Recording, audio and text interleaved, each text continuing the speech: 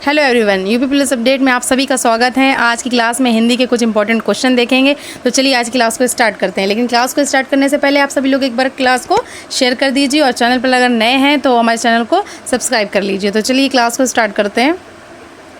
पहला क्वेश्चन है, तल्लीन शब्द का संधि विच्छेद होगा। ऑप्शन ए है तव धन लीन, ऑप्शन नंबर बी है तल धन लीन, और या फिर ऑप्शन नंबर सी है तथा धनलीन, या फिर डी है तथा धनलीन। तो इसका राइट आंसर क्या होगा? इसका राइट आंसर होगा ऑप्शन नंबर डी तत् धनलीन। चलिए नेक्स्ट क्वेश्चन देखते हैं। सदैव शब्द में कौन सी संधि है? ऑप्शन नंबर ए है यड़ संधि, बी है व्यंजन संधि, ऑप्शन नंबर सी है वृद्धि संधि, या फिर ऑप्शन नंबर डी है गुण संधि। तो इसका राइट आंसर क्या होगा? तो इससे पहले हम लोग देख लेते हैं कि संधि के कितने भेद होते हैं। तो संधि के 3 भेद होते हैं, स्वर संधि, व्यंजन संधि और विसर्ग संधि। ठीक है, 3 भेद होते हैं। अब स्वर संधि की अगर बात करते हैं तो उसके भी 5 भेद होते हैं, दीर्घ संधि, गुण संधि, वृद्धि संधि, यड़ संधि और अयादि संधि। ये इसके 5 भेद होते हैं। ठीक है, अब इसमें सदैव में कौन सी संधि होगी? तो इसका राइट आंसर होगा ऑप्शन नंबर सी वृद्धि संधि। ठीक है, वृद्धि संधि में क्या होता है? आ या बड़े आ के, छोटे आ या बड़े आ के बाद अगर ए या ए आते हैं तो दोनों के मेल से क्या हो जाता है? अय बन जाता है। ठीक है, अय बन जाता है दोनों के मेल से। तो सदैव में कौन सी हुई? वृद्धि संधि। ठीक है, चलिए अगला प्रश्न देखते हैं। वाक जाल का संधि विच्छेद क्या होगा? ऑप्शन नंबर ए है आपका वाक धन जाल, ऑप्शन नंबर बी है वाग धन जाल, या फिर ऑप्शन नंबर सी है वाग धन जाल, या डी ऑप्शन वाग धन जाल। तो इसका राइट आंसर क्या होगा? जिसका राइट आंसर होगा ऑप्शन नंबर, बताइए आप सभी लोग जल्दी से। ऑप्शन नंबर ए वाग धन जाल। ठीक है, और यहाँ पर कौन सी संधि पाई गई है? यहाँ पर बताइए कौन सी संधि है? यहाँ पर है व्यंजन संधि। ठीक है, व्यंजन संधि में क्या होता है? जी हाँ, व्यंजन संधि में क्या होता है? व्यंजन के बाद अगर किसी स्वर या व्यंजन के आने से उस व्यंजन में परिवर्तन होता है तो उसको ही व्यंजन संधि कहते हैं। ठीक है, जैसे कि वर्ग के पहले वर्ण का इसमें क्या होता है? तीसरे वर्ण में परिवर्तन हो जाता है। यानी कि वाक धन जाल आप देख रहे हो तो का पहले वर्ग के पहले वर्ण का किसमें अंतर हो गया है? परिवर्तन गा में, तीसरे वर्ण में बदल गया है। ठीक है, चलिए नेक्स्ट क्वेश्चन देखते हैं।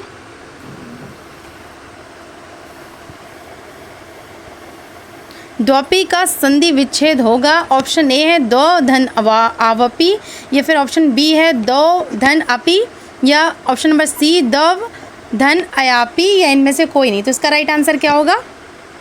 जी, इसका राइट आंसर है ऑप्शन नंबर बी दो धन अपी। ठीक है, इसमें कौन सी संधि पाई गई है? इसमें अयादि संधि पाई गई है। ठीक है, चलिए अगला प्रश्न देखते हैं।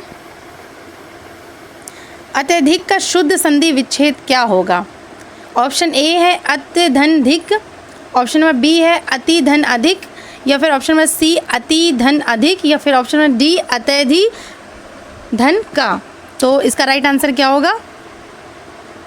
जी, इसका राइट आंसर है ऑप्शन नंबर बी अति धन अधिक। ठीक है, यानी कि अत्यधिक। इसमें कौन सी संधि पाई गई है? इसमें पाई गई है यड़ संधि। चलिए अगला प्रश्न देखते हैं। जी हाँ, जंगम का विलोम शब्द कौन सा होगा? ए ऑप्शन अगम, बी दुर्गम, सी स्थावर, या फिर डी चंचल। तो जंगम का विलोम शब्द क्या होगा? जी, इसका राइट आंसर है ऑप्शन नंबर सी स्थावर होगा। चलिए अगला प्रश्न देखते हैं।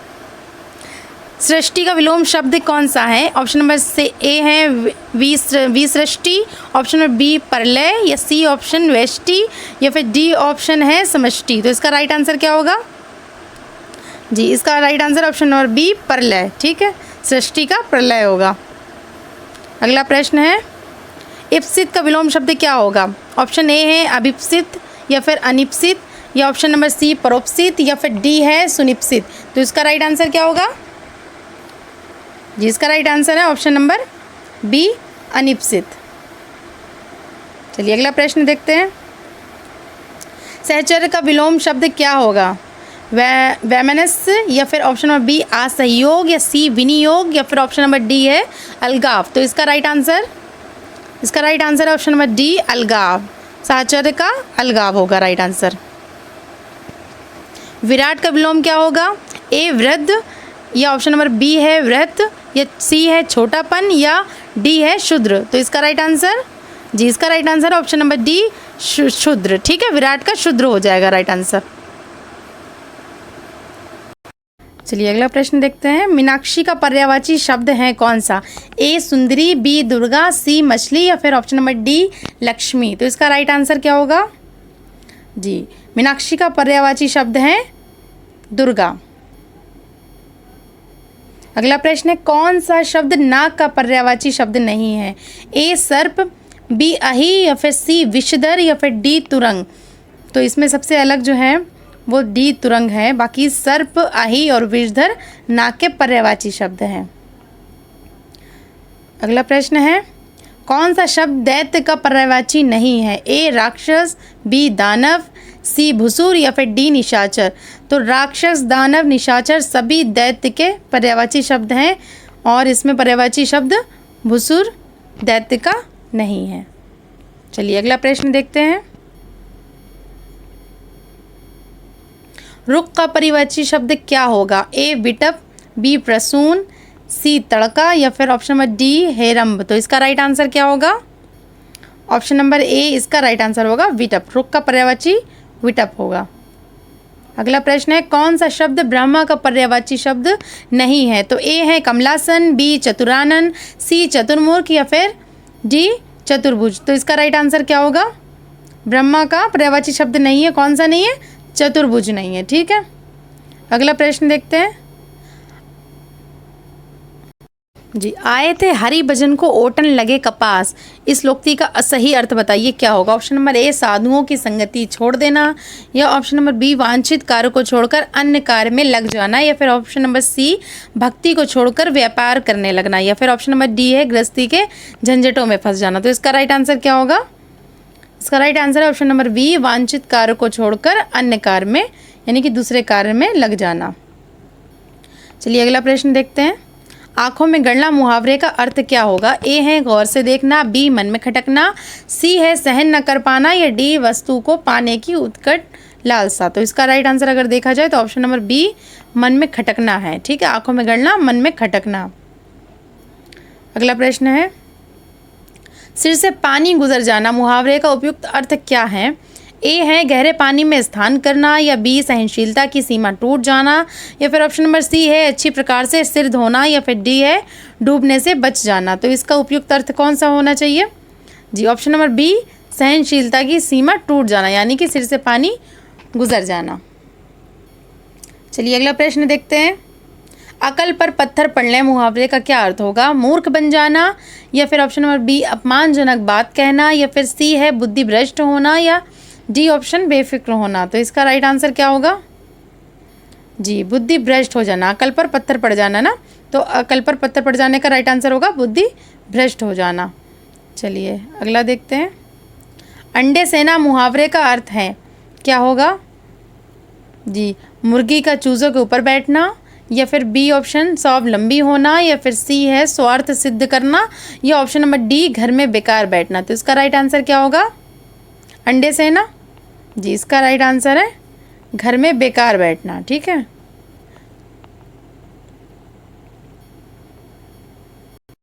चलिए अगला प्रश्न देखते हैं। जी ये गद्यांश है, इसको जल्दी से पढ़ लेते हैं, फिर इससे रिलेटेड इसके जो क्वेश्चन है उसको देखते हैं। भारतवर्ष पर प्रकृति की विशेष कृपा रही है। यहाँ सभी ऋतुएं अपने समय पर आती हैं और पर्याप्त काल तक ठहरती हैं। ऋतुएं अपने अनुकूल फल फूलों का सर्जन करती हैं। धूप और वर्षा के समान अधिकार के कारण ये धरती शत से श्यामला हो जाती है। यहाँ का नगाधिराज हिमालय कवियों को सदा से प्रेरणा देता आ रहा है और यहाँ की नदियाँ मोक्षदायिनी समझी जाती रही हैं। यहाँ कृत्रिम धूप और रोशनी की आवश्यकता नहीं पड़ती। भारतीय मनीषी जंगल में रहना पसंद करते थे। प्रकृति प्रेम के कारण ही यहाँ के लोग पत्तों में खाना पसंद करते हैं। वृक्षों में पानी देना एक धार्मिक कार्य समझते हैं। सूर्य और चंद्र दर्शन नित्य और नैमित्तिक कार्यों में शुभ माना जाता है। यहाँ पशु पक्षी लता गुल्म और वृक्ष तपोवनों के जीवन का एक अंग बन गए थे। तो चलिए पहला क्वेश्चन देखते हैं। भारतीय मनीषी जंगल में रहना क्यों पसंद करते थे? ए है इसलिए कि वे संन्यास ले लेते थे, या बी इसलिए कि जंगल में फल फूल कंद मूल अधिक मिलते थे, या ऑप्शन नंबर सी इसलिए कि जंगल में वे निरंतर रहते थे, या फिर इसलिए कि वे प्रकृति प्रेमी थे। तो इसका राइट आंसर क्या होगा? जिसका राइट आंसर है ऑप्शन नंबर डी, इसलिए कि वे प्रकृति प्रेमी थे। ऊपर लाइन आई है। चलिए अगला प्रश्न देखते हैं। गुल्म का तात्पर्य क्या है? फूल से, झाड़ू से, फल से, झाड़ से, फल से या फिर गुच्छे से? तो किससे है इसका? इसका राइट आंसर है गुल्म का है झाड़ से। ठीक है, चलिए अगला प्रश्न है। उपयुक्त गंधांश निम्नलिखित में से किससे संबंधित है? हिमालय के महत्व से, प्रकृति प्रेम से, ऋतु वर्णन से या फिर वृक्षारोपण से? तो किससे संबंधित है जी? ये प्रकृति के लिए था ना, तो प्रकृति प्रेम से ये संबंधित है। चलिए अगला प्रश्न देखते हैं। इस गंधांश में शस्य श्यामला से क्या तात्पर्य है? हरी भरी घासों वाली, ऑप्शन नंबर बी है हरी भरी फसलों वाली, सी श्यामल वृक्षों वाली या फिर हरे भरे वन प्रदेश वाली? तो इसका राइट आंसर क्या होगा? ऑप्शन नंबर बी हरी भरी फसलों वाली, शस्य श्यामला का आंसर ये है। राइट, चलिए अगला देखते हैं। प्रश्न देखते हैं। पूर्वांचल विकास निधि योजना कब शुरू की गई? ऑप्शन ए है 1989 से 90 या फिर बी है 1990 से 90 और 91, ऑप्शन नंबर सी है 1991 से 92 या ऑप्शन नंबर डी 1992 93। इसका राइट आंसर बताइए क्या होगा? जिसका राइट आंसर है ऑप्शन नंबर बी 1990 से 1991। ठीक है, चलिए अगला प्रश्न देखते हैं। नॉलेज पार्क की स्थापना की जा रही है नोएडा में, ग्रेटर नोएडा में या फिर ऑप्शन नंबर सी है लखनऊ में या डी वाराणसी में? तो कहाँ की जा रही है? जिसका राइट आंसर है option number be greater Noida में। अगला प्रश्न है। प्रदेश में विधायक निधि योजना चलाई जा रही है सन 1998 से 98 और 99 से, ऑप्शन नंबर बी है 1999 और 2000 से या फिर ऑप्शन नंबर सी है 2000 2001 से या फिर ऑप्शन नंबर डी 2001 2002 से? तो कब से चलाई जा रही है? इसका राइट आंसर होगा, इसका राइट आंसर ऑप्शन नंबर ए 1998 से 99। ठीक है, चलिए अगला प्रश्न देखते हैं।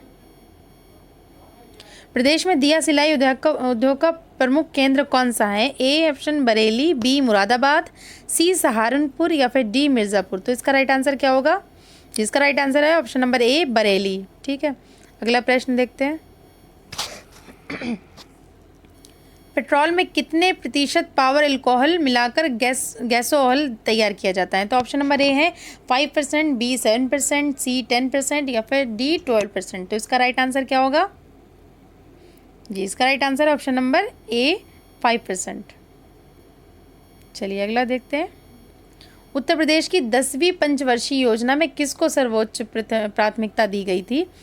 तो ऑप्शन नंबर ए है उद्योग को, बी कृषि को, सी ऊर्जा को या फिर डी संचार को? तो किसको दी गई थी जी? कृषि को दी गई थी। ऑप्शन नंबर बी यहाँ पे राइट हो जाता है, कृषि को दी गई है। अगला प्रश्न है। प्रदेश में प्रति व्यक्ति आय और संपूर्ण देश के प्रति व्यक्ति आय के बीच में अंतर निरंतर क्या है? घट रहा है, बढ़ रहा है, स्थिर है या फिर रुक रुक कर घट रहा है? तो इसका राइट आंसर क्या होगा? जिसका राइट आंसर होगा रुक रुक कर घट रहा है। ठीक है, अगला प्रश्न देखते हैं। प्रदेश के निम्न जिलों में से किसमें गरीबी रेखा से नीचे सबसे कम परिवार पाए जाते हैं? A option Baghpat, B Meerut, C Ghaziabad या फिर डी लखनऊ? तो क्या है, कहाँ पाए गए? बागपत में। ठीक है, बागपत, ऑप्शन नंबर ए हमारा राइट हो जाता है।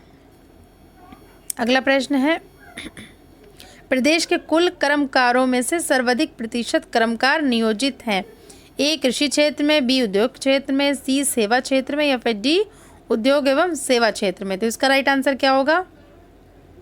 इसका राइट आंसर है ऑप्शन नंबर ए कृषि क्षेत्र में सबसे ज़्यादा है नियोजित। ठीक है, चलिए अगला प्रश्न देखते हैं। वर्तमान में प्रदेश के कुल कृषि जोतों में सीमांत जोतों का प्रतिशत कितना है?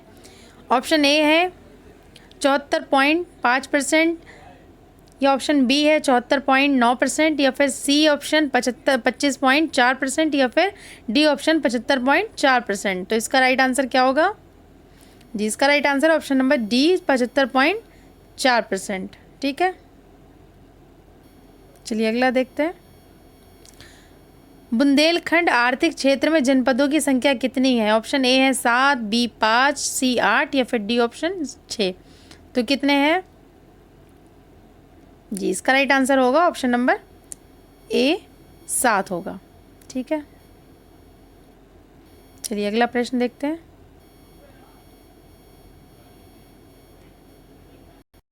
उत्तर प्रदेश की 11वीं योजना में औद्योगिक विकास की जो दर निश्चित की गई है वो कितनी है?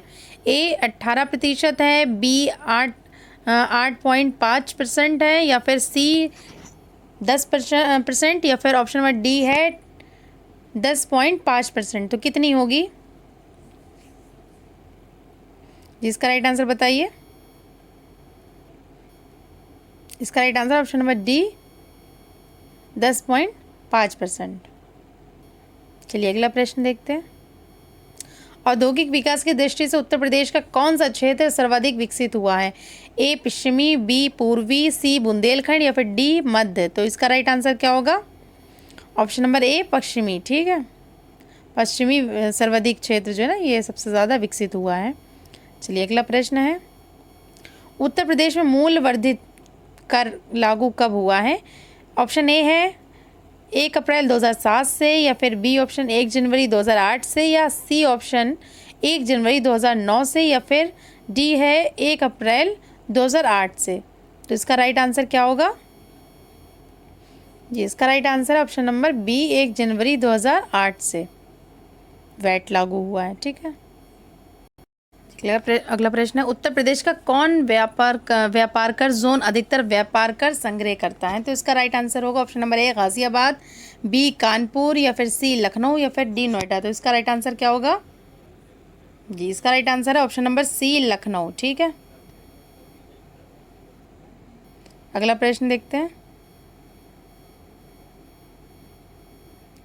रेनकोट में हिंडाल्को की स्थिति का मुख्य कारण क्या है? इसकी निकटता सस्ते श्रम से है, कच्चे माल से है या बाजार से या फिर शक्ति स्रोत से। तो इसका राइट आंसर क्या होगा? बी कच्चे माल से। अगला प्रश्न है। उत्तर प्रदेश में प्रथम बायोटेक पार्क अवस्थित है? ऑप्शन नंबर ए है इलाहाबाद में, बी लखनऊ में, सी सारनाथ में या फिर डी ऑप्शन है दुधवा राष्ट्रीय पार्क में। तो इसका राइट आंसर क्या होगा? इसका राइट आंसर है ऑप्शन नंबर बी लखनऊ में। चलिए अगला प्रश्न देखते हैं। कृषि श्रमिक सामाजिक सुरक्षा योजना उपलब्ध कराती है क्या? ग्राम स्तर पर अधिक गुणवत्ता युक्त जीवन, ऑप्शन नंबर बी है अतिरिक्त मजदूरी रोजगार या फिर सी ऑप्शन पेंशन तथा बीमा लाभ या फिर डी है आवासीय सुविधाएं। तो इसका राइट आंसर क्या होगा जी? इसका राइट आंसर है ऑप्शन नंबर सी पेंशन तथा बीमा। अगला प्रश्न देखते हैं। निम्न में से कौन सा प्रदेश परंपरागत उद्योग नहीं है? ए है लोहा एवं इस्पात, बी पटसन, सी चमड़ा या फिर डी ऑप्शन चीनी। तो कौन सा नहीं है? तो इसका राइट आंसर है ऑप्शन नंबर डी चीनी नहीं है। अगला प्रश्न। उत्तर प्रदेश में प्रथम निर्यात संवर्धन औद्योगिक पार्क स्थापित किया गया था? ए नोएडा में, व्रत नोएडा में या फिर सी आगरा में या ऑप्शन नंबर डी मुरादाबाद में। तो कहाँ किया गया था जी? इसका राइट आंसर बताइए जी, ऑप्शन नंबर सी आगरा में। ठीक है, अगला प्रश्न है। जौनपुर नगर किसकी स्मृति में स्थापित किया गया था? A Ghiyasuddin Tughlaq, option number B है मोहम्मद बिन तुगलक या सी फिरोज शाह तुगलक या फिर ऑप्शन नंबर डी अकबर। तो इसका राइट आंसर क्या होगा? जिसका राइट आंसर है ऑप्शन नंबर बी मोहम्मद बिन तुगलक। अगला प्रश्न है। निम्न में से सही कूट चुने। पहला है देवप्रयाग अलकनंदा और भागीरथी के संगम पर है। दूसरा है रुद्रप्रयाग अलकनंदा और मंदाकिनी के संगम पर है। अगला है अलकनंदा बद्रीनाथ से बहती है। चौथा केदारनाथ आदि शंकराचार्य द्वारा स्थापित सबसे बड़ा पीठ है। तो इसका कौन सा ऑप्शन सही होगा? पहला, दूसरा व तीसरा, या ऑप्शन नंबर बी है दूसरा, तीसरा व चौथा, या सी ऑप्शन पहला, दूसरा व चौथा, या डी है पहला, दूसरा, तीसरा एवं चौथा। ये सारे कूट सही है।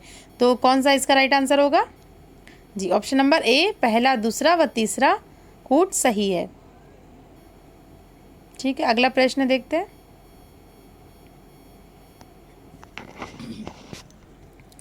फिरोज़ाबाद किसके उत्पादन के लिए प्रसिद्ध है? ए चूड़ियाँ, बी ताले, सी तंबाकू या फिर डी जूते। तो किसके लिए? इसका राइट आंसर बताइए। फिरोज़ाबाद चूड़ियों के लिए प्रसिद्ध है। ठीक है, चलिए अगला प्रश्न देखते हैं। तीसरी रेल कोच फैक्ट्री स्थापित की जा रही है, कहाँ की जा रही है? अमेठी में, रायबरेली में, चंपारण में या फिर कपूरथला में। तो कहाँ की जा रही है? रायबरेली में। ऑप्शन नंबर बी यहाँ पर सही हो जाता है, रायबरेली में ये फैक्ट्री स्थापित की जा रही है। अगला प्रश्न, रोजगार की दृष्टि से उत्तर प्रदेश का सबसे बड़ा उद्योग कौन सा है? तो सूती मिल का, हथकरघा का या चमड़े का या फिर ऑप्शन नंबर डी सीमेंट का। तो इसका राइट आंसर क्या होगा? बी हथकरघे का। ठीक है, चलिए अगला प्रश्न देखते हैं। किसके लिए चुनार प्रसिद्ध है? वो है कांच उद्योग, बी सीमेंट उद्योग, सी बीड़ी उद्योग या फिर इनमें से कोई नहीं। तो इसका राइट आंसर क्या होगा? सीमेंट उद्योग। ठीक है, ऑप्शन नंबर बी सीमेंट उद्योग।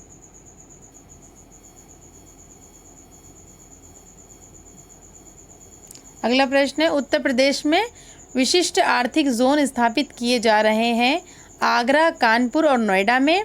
यह ऑप्शन नंबर बी है आगरा, कानपुर और ग्रेटर नोएडा में। यह ऑप्शन नंबर सी है मेरठ, मुरादाबाद, कानपुर और नोएडा में या फिर option number D Moradabad, Kanpur, Noida और ग्रेटर नोएडा। तो इसका राइट आंसर क्या होगा जी? इसका राइट आंसर ऑप्शन नंबर ए आगरा, कानपुर और नोएडा में। ठीक है, यहाँ ये आर्थिक जोन स्थापित किए जा रहे हैं। अगला प्रश्न है, रेणुकूट जाना जाता है। ए ऑप्शन है ताप बिजली घर हेतु, बी इस्पात उद्योग हेतु, सी ऑप्शन है एल्युमिनियम उद्योग हेतु या फिर डी सीमेंट उद्योग हेतु। तो किसके लिए? इसका राइट आंसर है ऑप्शन नंबर सी एल्युमिनियम उद्योग हेतु रेणुकूट जाना जाता है। अगला प्रश्न है, उत्तर प्रदेश में लघु एवं मध्यम उपक्रमों को जिसके द्वारा दीर्घकालीन ऋण उपलब्ध कराया जाता है, वो ऑप्शन नंबर ए है उत्तर प्रदेश लघु उद्योग निगम या option number B Uttar Pradesh औद्योगिक विकास निगम या सी ऑप्शन उत्तर प्रदेश वित्तीय निगम या फिर उपयुक्त सभी। तो इसका राइट आंसर क्या होगा? इसका राइट आंसर है option number C Uttar Pradesh वित्तीय निगम। चलिए अगला प्रश्न देखते हैं। उत्तर प्रदेश में स्कूल ऑफ पेपर टेक्नोलॉजी स्थित है। ऑप्शन ए है अलीगढ़ में, बी गोरखपुर में, सी मुरादाबाद में या फिर डी सहारनपुर में। तो इसका राइट आंसर क्या होगा? जिसका राइट आंसर है ऑप्शन नंबर डी सहारनपुर में। ठीक है, चलिए अगला प्रश्न देखते हैं। उत्तर प्रदेश में विकास परियोजना का शुभारंभ किया गया था। ऑप्शन ए है अक्टूबर 2001 में, ऑप्शन बी है सितंबर 2005 में या ऑप्शन नंबर सी दिसंबर 2005 में या डी फरवरी 2006 में। तो इसका राइट आंसर क्या होगा? इसका राइट आंसर है ऑप्शन नंबर सी दिसंबर 2005 में। ठीक है, चलिए अगला प्रश्न देखते हैं। उत्तर प्रदेश में उच्चतम औद्योगिक वृद्धि दर अंकित की है। ऑप्शन ए है 5वीं पंचवर्षीय योजना में, बी 6वीं पंचवर्षीय योजना में या ऑप्शन नंबर सी 10वीं पंचवर्षीय योजना में या ऑप्शन नंबर डी है 11वीं पंचवर्षीय योजना में। तो इसका राइट आंसर क्या होगा? जिसका राइट आंसर है ऑप्शन नंबर बी 6वीं पंचवर्षीय योजना में। ठीक है, वृद्धि दर अंकित की गई है।